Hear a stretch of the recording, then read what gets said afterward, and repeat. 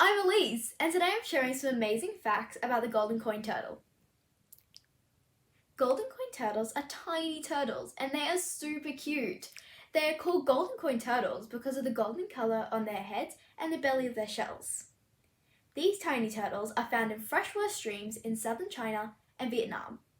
They are one of the most endangered species of turtles in the world and are illegally sold as pets and for use in Chinese medicine. These turtles love to eat worms, frogs, crabs, fruits, and plants from around the streams where they live.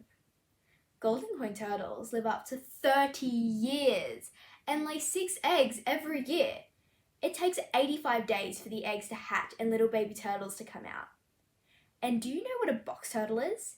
It means a turtle can pull its head and legs into a shell and hide from predators.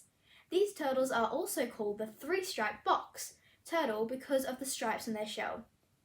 You can download the fact sheet below, and don't forget to subscribe to our channel for more facts about endangered ocean animals from all over the world. See you next time!